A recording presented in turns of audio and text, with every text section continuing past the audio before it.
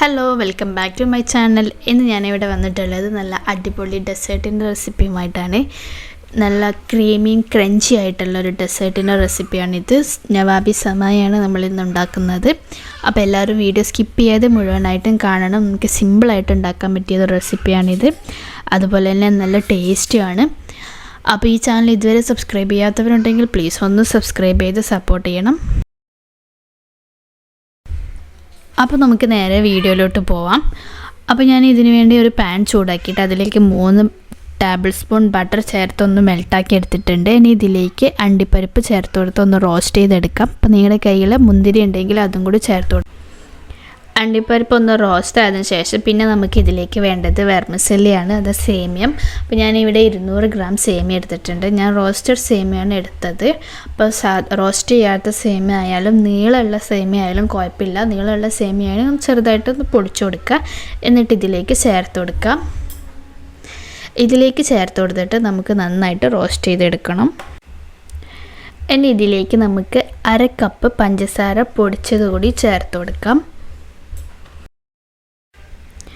പഞ്ചസാര പൊടിച്ചത് ചേർത്ത് കൊടുത്ത് നന്നായിട്ട് മിക്സാക്കി എടുത്തതിന് ശേഷം പിന്നെ ഇതിലേക്ക് 3 ടീസ്പൂൺ പാൽപ്പൊടി ചേർത്ത് കൊടുക്കാം. അപ്പോൾ ഇതിലേക്ക് ഈ ഒരു സമയത്ത് ചേർക്കുന്ന ഇൻഗ്രീഡിയൻസ് ഒന്നും സ്കിപ്പ് ചെയ്യാതെ ചേർക്കുക. അപ്പോഴേ ഇതിന് നല്ല ടേസ്റ്റ് ഉണ്ടാവും. ഇനി ഇതൊരു മീഡിയം ടു ലോ ഫ്ലെയിമിലിട്ടിട്ട് 5 മിനിറ്റോളം നന്നായിട്ട് റോസ്റ്റ് ചെയ്തെടുക്കണം. നമ്മളിത് വേറെ വേവിക്കുന്നൊന്നുമില്ല. നന്നായിട്ട് റോസ്റ്റ് ചെയ്തെടുത്ത ശേഷം നമ്മൾ ഈ ഡെസേർട്ട് സെറ്റ് ചെയ്യാൻ ഉദ്ദേശിക്കുന്ന പാത്രത്തിലേക്ക് ഇതിൻ്റെ പകുതി ചേർത്ത് കൊടുക്കാം. ചൂടോടെ തന്നെ ചേർത്ത് കൊടുക്കാം. എന്നിട്ട് നന്നായിട്ട് ലെവലാക്കി പ്രസ് ചെയ്ത് കൊടുക്കാം. ഇനി ഞാൻ വേറൊരു ബൗളിലോട്ട് 1/2 കപ്പ് പാലെടുത്തിട്ടുണ്ട്. ഇതിലേക്ക് 3 ടേബിൾ സ്പൂൺ പാൽപ്പൊടി ചേർത്ത് കൊടുക്കാം. അതുപോലെ തന്നെ 2 ടേബിൾ സ്പൂൺ കസ്റ്റേർഡ് പൗഡർ ചേർത്ത് കൊടുക്കുക. പിന്നെ 4 ടേബിൾ സ്പൂൺ കോൺഫ്ലോർ ചേർത്ത് കൊടുക്കുക. പിന്നെ ഇതിലേക്ക് കുറച്ചുകൂടി നല്ലൊരു ഫ്ലേവറിന് വേണ്ടി 1 ടീസ്പൂൺ വാനില എസൻസ് ചേർത്ത് കൊടുക്കാം. എന്നിട്ട് നന്നായിട്ട് മിക്സ് ചെയ്ത് കട്ടയൊന്നുമില്ലാതെ മിക്സാക്കി എടുക്കാം.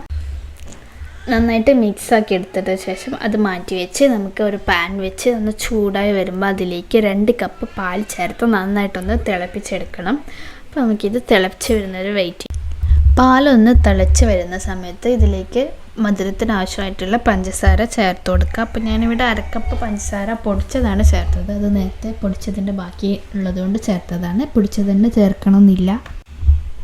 അപ്പോൾ പാല് നന്നായിട്ട് തിളച്ചിട്ടുണ്ട്. അപ്പോൾ ഒരു ലോ ഫ്ലെയിമിലിട്ടിട്ട് നമ്മൾ നേരത്തെ മിക്സാക്കി വെച്ചിട്ടുള്ള ആ മിക്സും പാലും ഇതിലേക്ക് ഒഴിച്ച് കൊടുത്തിട്ട് ഒരു തിക്നെസ് ആവുന്നത് വരെ കുക്ക് ചെയ്തെടുക്കാം. ഈ ഒരു തിക്നെസ്സിലാണ് നമുക്ക് വേണ്ടത്. അപ്പോൾ ഇനി അത് ചൂടോടെ തന്നെ നമ്മൾ നേരത്തെ സെറ്റ് ചെയ്ത് വെച്ചിട്ടുള്ള സേമിയത്തിൻ്റെ മേലെ ഒഴിച്ചു കൊടുക്കാം.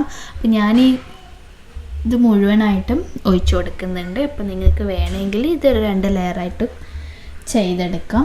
അപ്പോൾ ഞാനിത് മുഴുവനായിട്ടും ഇതിലേക്ക് ഒഴിച്ചു കൊടുക്കുന്നുണ്ട്. അത് മുഴുവനായിട്ടും ചേർത്തതിന് ശേഷം ഇതിൻ്റെ മേലെ നമ്മൾ നേരത്തെ ബാക്കി വെച്ചിട്ടുള്ള റോസ്റ്റഡ് സേമിയ ചേർത്ത് കൊടുക്കാം. അതും ഞാൻ മുഴുവനായിട്ടും ചേർത്ത് കൊടുക്കുന്നുണ്ട്. അപ്പോൾ ഞാൻ റോസ്റ്റ് ചെയ്ത് വെച്ചിട്ടുള്ള സേമിയ മൊത്തം ചേർത്ത് നമ്മൾ ആദ്യം റോസ്റ്റ് ചെയ്തെടുത്തിട്ടുള്ള അണ്ടിപ്പരിപ്പും ഇതിൻ്റെ മേലെ ചേർത്ത് കൊടുത്തിട്ടുണ്ട്. ഇനി ഇതിലേക്ക് ഞാൻ കുറച്ച് പിസ്ത ചെറുതായിട്ട് കട്ട് ചെയ്തത് കൂടി ചേർത്ത് കൊടുക്കുന്നുണ്ട്.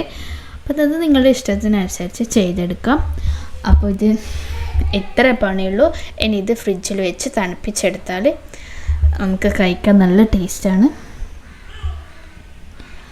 അപ്പോൾ എല്ലാവരും ഇതൊന്ന് ട്രൈ ചെയ്ത് നോക്കുക. നല്ല അടിപൊളി ക്രഞ്ചിയും ക്രീമിയും ആയിട്ടുള്ള ഒരു ഡെസേർട്ടാണിത്. ഇതുവരെ ട്രൈ ചെയ്യാത്തവരുണ്ടെങ്കിൽ എന്തായാലും ട്രൈ ചെയ്ത് നോക്കണം. എല്ലാവർക്കും ഇഷ്ടപ്പെടുന്ന ഒരു റെസിപ്പിയാണിത്. അപ്പോൾ വീഡിയോ ഇഷ്ടപ്പെട്ടിട്ടുണ്ടാവുമെന്ന് വിചാരിക്കുന്നു. അപ്പോൾ വീഡിയോ ഇഷ്ടപ്പെട്ടെങ്കിൽ ലൈക്ക് ചെയ്യുക, കമൻറ്റ് ചെയ്യുക, ഷെയർ ചെയ്യുക. അപ്പോൾ അടുത്ത വീഡിയോ ആയിട്ട് വരുന്നത് വരെ ബൈ.